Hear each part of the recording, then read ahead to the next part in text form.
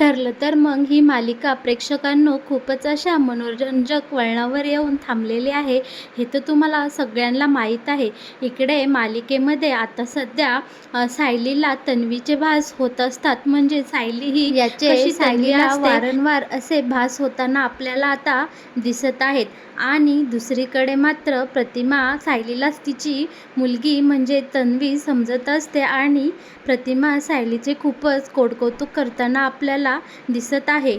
आणि हो बरं का ताया, माझ्या लाडक्या तायांनो, इकडे आता आपल्याला मैपत जेलमधून बाहेर येताना सुद्धा पाहायला मिळणार आहे. मैपत जेलमधून बाहेर येऊन सरळ मार्गाने आयुष्य जगण्याचा प्रयत्न करताना आपल्याला दिसणार आहे. शिवाय तो त्याच्या लाडक्या लेकीला म्हणजे साक्षीला सुद्धा आता इथून पुढे तू सुद्धा कसं सरळ मार्गाने सरळ वळणाने जगायचं याचे धडे देऊ लागलेला असतो. दुसरीकडे मात्र सचिनचं पाप दिवसेंदिवस वाढतच चाललेलं असतं. सचिनला आता कशाचीही भीती उरलेली नसते. सचिन हा एक सराईत गुन्हेगारासारखाच आता वावरू लागलेला असतो. त्याला मात्र आता कसलेही ताळबंद राहिलेले नसतात. सचिन हा खूपच घाणेरड्या वृत्तीचा माणूस आता झालेला असतो. आणि हो चैतन्य हा मात्र सचिनवर बारीक लक्ष ठेवूनच असतो. कारण सचिनने चैतन्यवर आणि अस्मितावर खूपच घाणेरडे आरोप केलेले असतात. त्यामुळे चैतन्याच्या डोक्यात हा सचिन चांगलाच बसलेला असतो. मैपत शिकरेला जेलमधून बाहेर काढण्यामागे सचिनचाच खूप मोठा हात असतो. हे मात्र आता आपल्या चैतन्याच्या नजरेतून अजिबात सुटत नाही बरं का. इकडे चैतन्य सचिनवर बारीक लक्ष ठेवून असल्यामुळे सचिननेच मैपत शिकरेला जेलमधून बाहेर काढलं आहे हे आपल्या चैतन्याच्या चांगलंच लक्षात आलेलं असतं. इकडे सचिन वकिलांसोबत बोलत असताना चैतन्य सगळं काही एका झाडामागून पाहत असतो आणि ऐकत असतो की सचिननेच सरकारी वकील आणि दुसऱ्या ॲडव्होकेट यांना मॅनेज करून मैपत शिकरेला जेलमधून बाहेर निघण्यासाठी चांगलीच मदत केलेली असते. याचाच अर्थ सचिन हा अजूनही साक्षी शिकरेच्या कॉन्टॅक्टमध्ये आहे असा सचिनच्या विरोधात खूपच मोठा पुरावा आपल्या चैतन्याच्या हाती लागलेला असतो. आणि आपला चैतन्य सचिनचे हे सगळे फोटो आणि व्हिडिओज रेकॉर्ड करून त्याच्या मोबाईलमध्ये ठेवतो. कारण त्यांना आता पुढे अस्मिता आणि सचिनच्या डिवोर्स केसमध्ये हा सगळ्यात अत्यंत मोठा पुरावा म्हणून सादर करायचा असतो. आणि इकडे सचिन मात्र पूर्णपणे गाफील असतो. त्याला याबद्दल काहीच खबर नसते की चैतन्य हा सचिनवर बारीक लक्ष ठेवून आहे बरं का. दुसरीकडे मात्र आपल्या सायलीचे खूपच गोडकौतुक चाललेलं असतं. कारण ती आता आई होणार असते ना बरं का. इकडे आपली प्रतिमा सायलीला भेटण्यासाठी सुभेदारांच्या घरी येते आणि रविराज प्रतिमा ही तर मिठाईच घेऊन आलेली असते. त्यांना खूपच आनंद झालेला असतो की त्यांची लाडकी सायली आता आई होणार आहे. इकडे प्रताप आणि रविराज खूपच असे गोड गोड गप्पा मारत असतात आणि आपल्या अस्मिताला आणि कल्पनाला तर खूपच आनंद होत असतो की त्यांच्या लाडक्या सायलीचं आणि अर्जुनचं एवढं सारं गोड कौतुक चालू आहे. इकडे आता सिनियर बोलत असतो की अर्जुन आता तुलाही कोणीतरी ज्युनियर येणार आहे बरं का. आणि प्रतिमा म्हणत असते हो मग मी सुद्धा आता आजी होणार आहे आणि तुम्ही सुद्धा आता आजोबा होणार आहे. इकडे सुभेदारांच्या घरात मात्र खूपच असं आनंदाचं वातावरण असतं आणि अगदी दृष्ट लागण असं सुखाचं समाधानाचं वातावरण सुभेदारांच्या घरात आता आपल्याला पाहायला मिळणार आहे. प्रताप तर मात्र खूपच खुश असतो कारण तो आता दुसऱ्यांदा आजोबा होणार असतो. सगळेजण खूप गप्पा गोष्टी करतात आणि सायली अर्जुनचं कौतुक करतात. आणि हो तायांनो बरं का, इथं आपल्याला पाहायला मिळणार आहे की प्रतिमा ही नुसतंच सायली आणि अर्जुनचं कौतुक करायला सुभेदारांच्या घरी आलेली नसते, तर ती आपल्या लाडक्या सायलीला 4 दिवस माहेरपणासाठी घेऊनच जायला आलेली असते. आणि हो तिथे रविराजसुद्धा बोलतो की आम्ही आमच्या लाडक्या लेकीला आता 4 दिवस माहेरपणासाठी घेऊन जाणार आहे बरं का. इथे कोणाला काही प्रॉब्लेम आहे का, कोणाचं काही मत आहे का यावर सगळे हसत म्हणतात अजिबात नाही. नाही. सायली म्हणती, हो प्रतिमा आत्या, मला आवडेल तुमच्यासोबत तिकडे यायला, 4 दिवस माहेरी राहायला. इकडे आता अस्मिता आणि कल्पना म्हणते, का नाही गं, नक्कीच आपल्या सायलीला माहेर नाही आहे आणि तिचे पणाची कमी जर तुम्ही दोघे भरून काढणार आहात तर नक्कीच सायलीला 4 दिवस तुम्ही तुमच्यासोबत घेऊन जा. इकडे प्रतिमा बोलते, काय मग सायली, तुझी तयारी आहे ना माझ्यासोबत यायला? हो. इकडे आता सायली बोलते, हो प्रतिमा आत्या, मी लगेच येणार तुझ्यासोबत. इकडे अर्जुन म्हणतो, मला काही सायलीशिवाय करमायचं नाही, पण तुम्ही दोघे थोडीच माझं ऐकणार आहे. तुम्ही तर तुमच्या लाडक्या लेकीला माहेरपणासाठी घेऊनच जाणार आहात ना. त्यावर सगळे हसू लागतात आणि सुभेदारांच्या घरात आता एक छान असं आनंदाचं वातावरण असतं. जणू काही इथे सुखाचे आणि समृद्धीचे वारेच वाहू लागलेले असतात. बरं का, आता पुढे आपल्याला पाहायला मिळणार आहे की इकडे महिपत आणि साक्षीची छान अशी भेट होते. आता आपल्याला पाहायला मिळणार आहे बरं का, इकडे आता महिपत जेलमधून सुटल्यावर एकदम सरळ मार्गाने जगायचं असं मनाशी ठाम ठरवूनच आलेला असतं आणि तो तसं त्याच्या आचरणात वागण्या बोलण्यासुद्धा आणतो. बरं का, इथे आता तो पहिली तर त्याच्या लाडक्या लेकीची भेट घेतो आणि तिला एकदा डोळे भरून पाहतो साक्षीकडे आणि तिला चांगली अशी कडकडून मिठी मारतो की, साक्षी बाळा, कशी आहेस? किती दिवस झाले तुला मी भेटलो नाही, तुझ्याशी बोललो नाही. आता आपण खूप साऱ्या चांगल्या गप्पा मारणार आहोत बरं का, आणि तो आता मला सोडून कुठेच जायचं नाही. इकडे साक्षीलाही खूपच आनंद झालेला असतो, कारण तिचा लाडका अण्णा आता जेलमधून बाहेर आलेला असतो.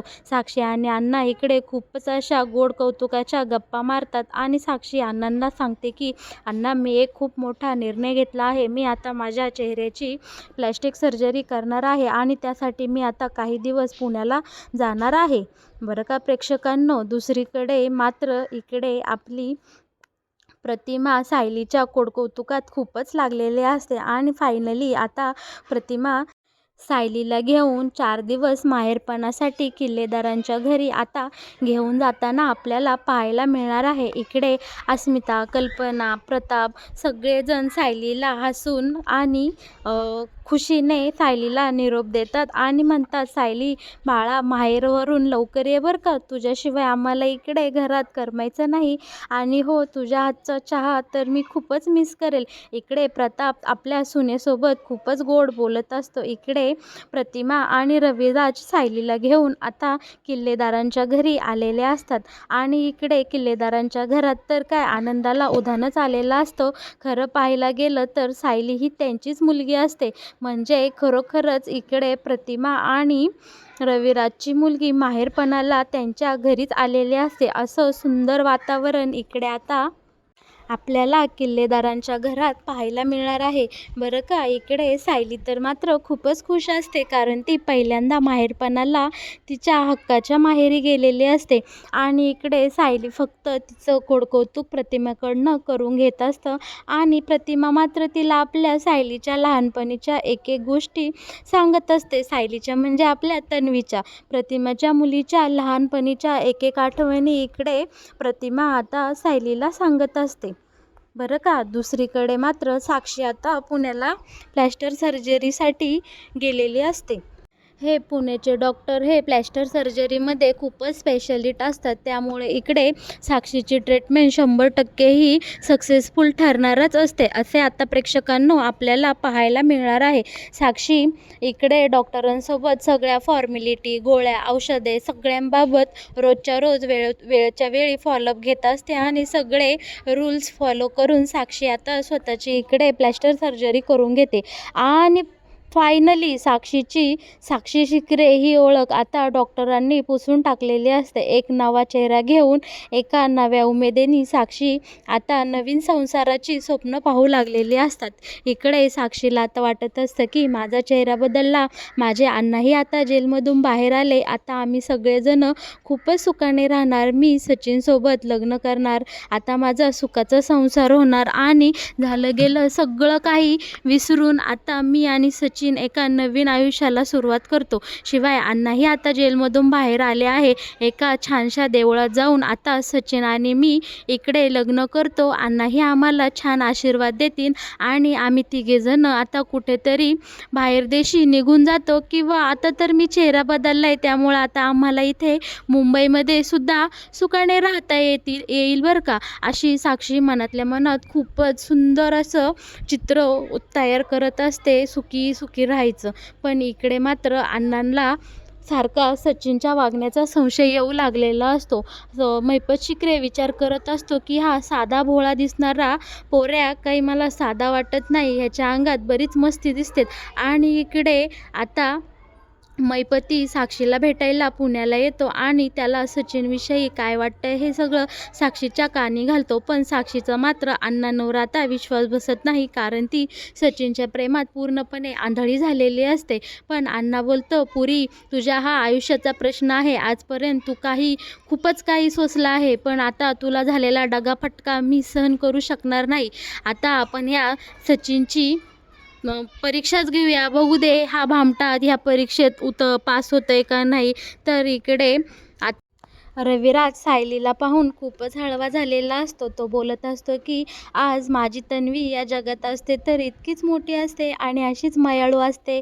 आणि इकडे आता मात्र रविराजच्या डोळ्यातून अश्रूच वाहू लागलेले असतात, कारण सायलीमध्ये रविराज आता त्याच्या लहानपणीची तन्वी शोधत असतो. आणि पण इकडे मनातल्या मनात रविराज खूपच सुखावलेला असतो, कारण त्याची लाडकी लेक आता सध्या रविराजच्या घरी माहेरपणाला आलेली असते. आणि प्रतिमाचा तर काय उत्साह पाहण्याजोगाच असतो बरं का. इकडे प्रतिमा तर खूपच खुश असते आणि आता मस्त दोघी सायली आणि प्रतिमा मस्त एका ठिकाणी बसतात, मैफिलच जमलेली असते. इकडे प्रतिमा सायलीला रोज एक नवीन गोष्ट सांगत असते आणि सायलीही ती ऐकत असते. एक दिवस प्रतिमा सायलीला तन्वीच्या लहानपणीची रेकॉर्डिंग कॅसेट देते आणि म्हणते, बघ माझी तन्वी आणि इकडं पूर्णाजी लहानपणी खूप अशी छान शुभम करोती म्हणायच्या, त्यांचाच हा आवाज रेकॉर्ड आहे. तू तन्वीचा आवाज कधी ऐकलं नशील ना, लाव ना, खूप छान म्हणायची माझी तन्वी शुभम करोती.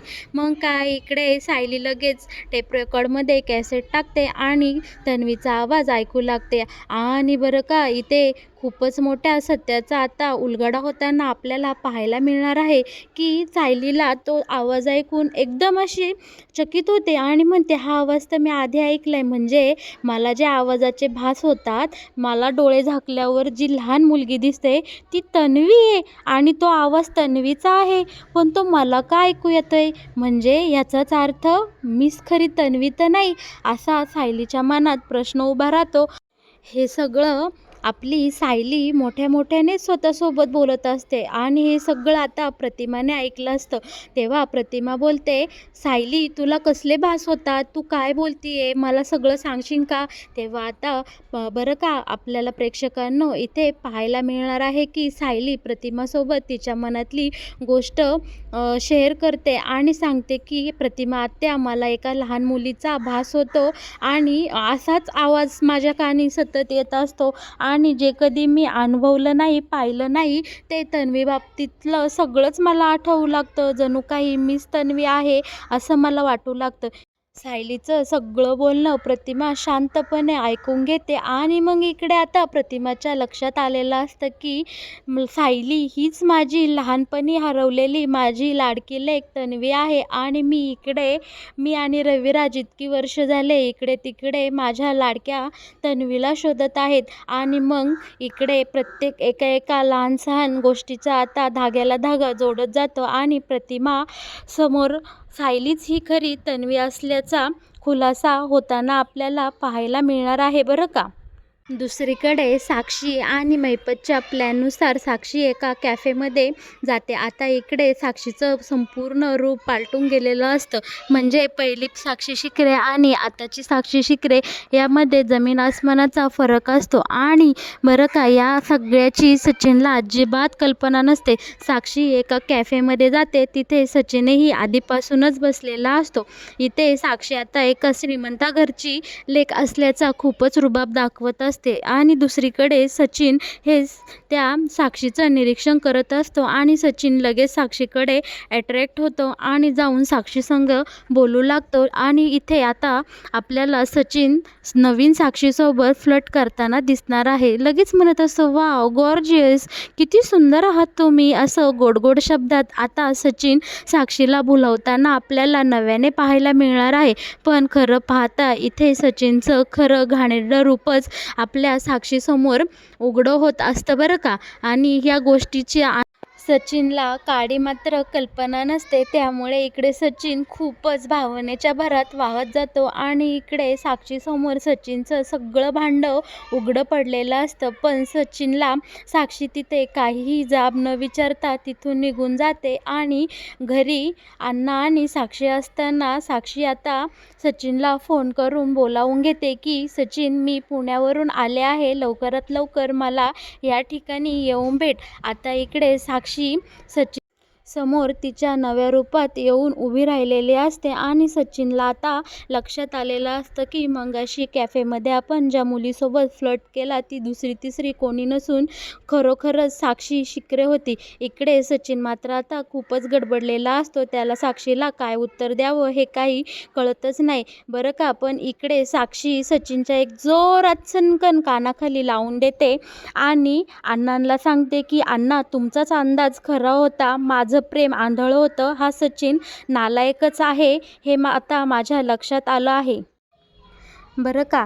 आता अण्णा इकडे सचिनचं चांगलंच थोबाड रंगवतात आणि सचिनला डायरेक्ट त्याच्या कॉलरला धरून बोलतात, तुला काय वाटलं रे मैपत शिकरे, काय साधं प्रकरण आहे का. आणि अण्णा आता त्या सचिनला डायरेक्ट घराच्या बाहेर हाकलून ढकलून देतो बरं का. मग प्रेक्षकांनो, मालिकेत येणारं हे नवनवीन वळण तुम्हाला कसं वाटतंय हे मला आपल्या कमेंटमध्ये सांगायला अजिबात विसरू नका. आणि हो, मालिकेचे असेच नवीन अपडेट जाणून घेण्यासाठी आपल्या चॅनलला नक्की सबस्क्राईब करा आणि लाईक करायला अजिबात विसरू नका.